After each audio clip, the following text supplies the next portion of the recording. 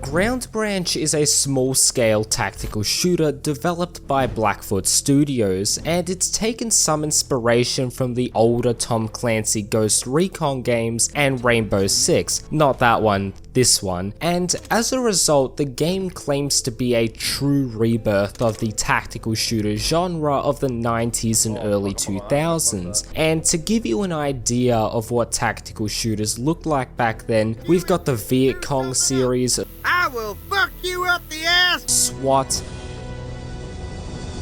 Delta Force,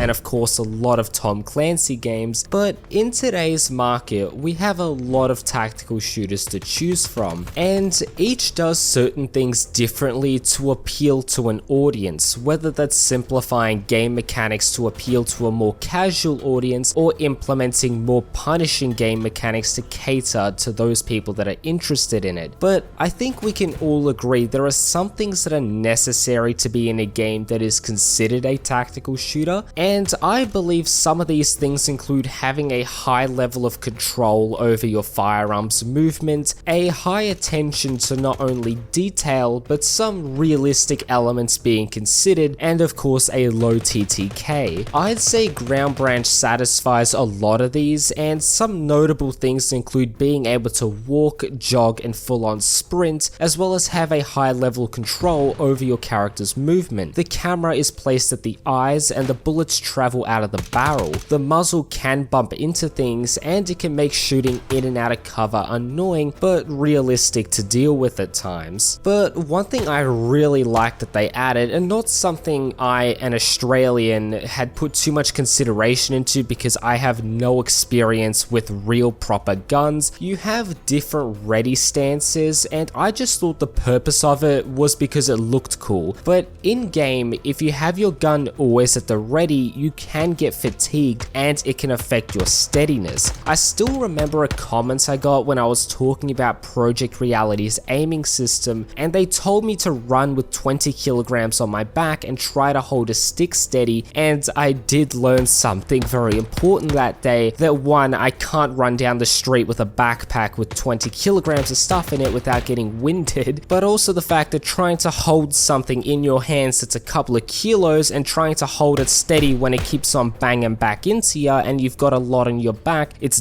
definitely something I never really considered, but it is something that is taken into account in Ground Branch, and that's what I like. But you meet a lot of people in Ground Branch. You might meet the person that goes melee only at the airsoft field, all the way to people taking things lighthearted and going out in the field with nothing but a pistol and a spare magazine. But let's go into a little more depth of what Ground Branch is, and you play as an agent in the CIA's paramilitary wing, the Special Activities Center, and from my research this is actually a real thing, but you go off and fight against AI terrorists in the game's PvE game mode, and while I've seen some improvements done to the bots over time, they aren't something I'd exclusively get the game for, since they can range from the intelligence of your average silver playing Counter-Strike. Is he contesting it all? I'm fucking done, bro. It's M4 to say, bro. M4's too much spray, bro. There's no way! All the way to an Arab John Wick. Now, this is based on my experience in public multiplayer matches, but the game has this one feature that Ready or Not absolutely needs, and that is if you play by yourself or you host your own server, you can adjust every aspect of the bots, whether that's reaction time, turn speed, alert threshold. This is an incredible feature, and it gives the player the tools to fine-tune how they want to play the game. If you and a mate want to make the AI brain dead so you can run around and have fun, you can do it. But do you want to jack up all the stats and have this sudden death, really difficult experience? You can adjust it so it's just like that. But I do believe the game is best with its PvE PvP game mode because it has led to some really funny moments, but also working as a team to take out other real humans is way more satisfying than blasting a bunch of bots. But you have a really nice variety of game modes that can keep things fresh. Some include Dynamic Take and Secure, where one team has to plant a flag and the other team has to find and take it. You got Uplink, where one team has to defend a laptop and the other team has to try and hack it. Possibly my favorite game mode is Hostage Rescue. One person on the enemy team becomes the hostage and they can move around, try to escape, and the defending team has to try and defend the hostage. You can move him around, lock him in a bedroom, and that sounds creepy, but the reason why I like this game mode is because the hostage I was defending was giving callouts to his own team and it put me under pressure. It was good to see them working together as a team because I simply got outplayed. Go in balcony. There's a guy in balcony, he's still alive. There's two of them, two in balcony.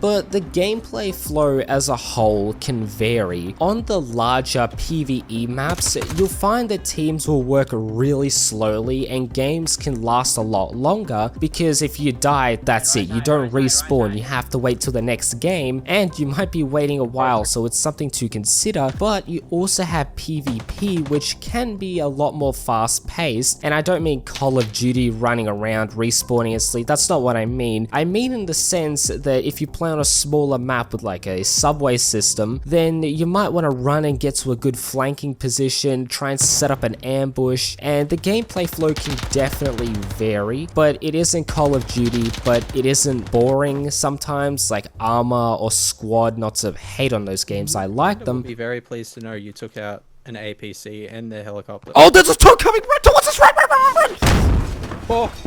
But they can definitely have those boring moments, and I don't think Ground Branch fits into that category. But the first big selling point of this game is the weapons and customization. I have never played a game that has allowed me to have this much control of how attachments are placed on a firearm, and what I mean is you can put the scope all the way to the front of the rail so you can get more peripheral vision, all the way to the back so you can get more zoom or look clearer through the sight picture. I don't know the firearm terminology, so bear with me, but this is helpful if you're playing on a more larger and open map and you want more zoom, or of course you can just stick on a scope that can alternate, but if you're playing on a more close quarters focused map, then you can adjust the scope accordingly. Oh, and this treatment applies to lasers and grips, but the big reason why I love having this freedom is because the firearm that I choose and I customize is uniquely mine. There are many firearms like it, but this one is uniquely mine, and it's just a little more satisfying winning a game of PvP knowing that it was a result of your creation and your own skills. There's no leveling up or anything, something similar to what Tarkov might have where you become proficient over time. You only become proficient if you as a real person become more proficient at the game. But the customization doesn't end with the firearms. You can adjust each individual pouch on your body armor, your belts, and even on your helmet, and all this affects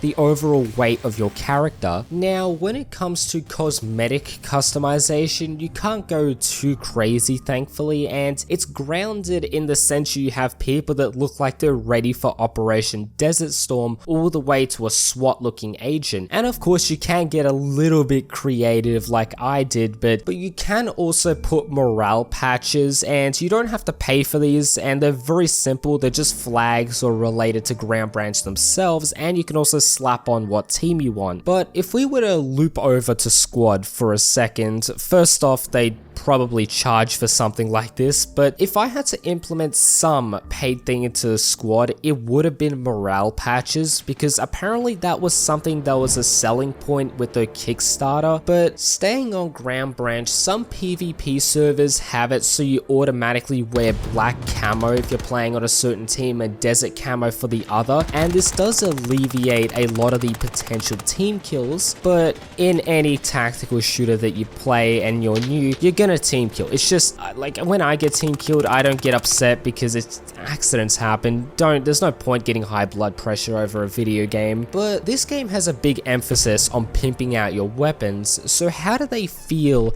and sound? And they do have some beef to them. They aren't ear rattling and actiony like Ready or Not, but I do like the animations and they do sound really nice.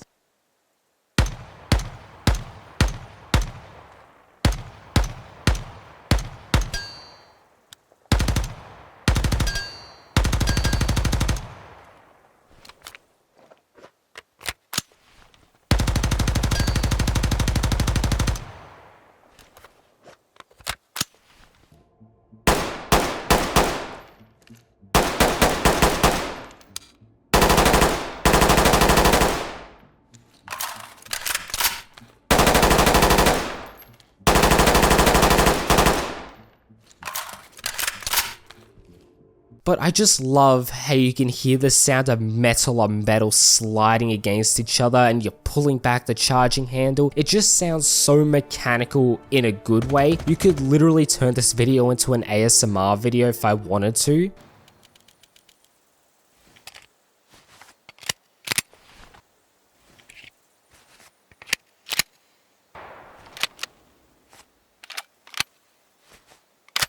But you have a nice variety of weapons, especially when compared to Ready or Not. This involves your standard M4s, HKs, all the way to AKMs, AK-74s, various carbines such as the FAL, sniper rifles, and even machine guns, and they all look and sound really nice. But if you were to be shot by most things in this game, I don't think I've ever healed, or I don't even know if there's a healing mechanic in this game, because you more or less take 1 or 2 bullets and you're dead, and that's not a criticism. It definitely made me more cautious compared to Ready or Not, where I can take a beating in that game and walk off fairly fine. Of course you get like 180, 360 trick shotted by the AI sometimes. Remake of oh, he's out. But the only thing that's missing in Ground Branch is the suppression effect. I haven't been shot at in real life. I don't intend on being shot at. I have been shot at in paintball, and as I'm lying down in the trenches, I was freaking out. Admittingly, I was 16 and that was absolutely horrifying, and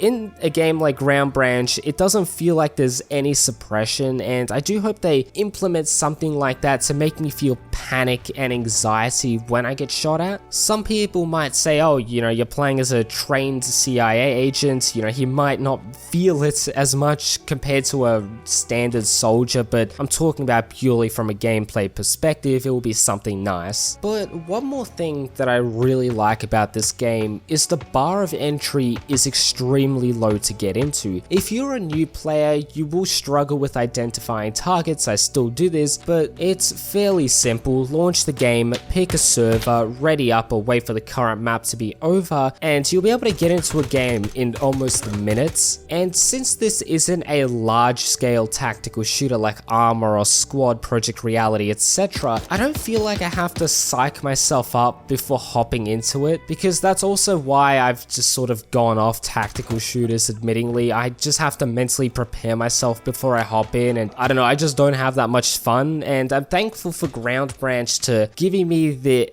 access to the realism and tacticalness that I like, but it doesn't feel like I have to commit myself. Another thing about Ground Branch is that they do intend on implementing modding in the future, and you might be able to get a Ready or Not or even 6 Days in Fallujah style mod, but I'm just being ambitious, but who knows what the future will hold. And while the game is still a work in progress, I do believe they have the foundations in place for a really fun game that has a good future with mods included. If you don't think you'll get this game, I do recommend you at least keep an eye on its development, because that's something I myself will definitely be doing. But I'm gonna end today's video there. If you enjoyed today's video, please do consider leaving a like, subscribing, and sharing the video with your friends. Anyways, my name is Tan2, and I will catch you guys in the next video.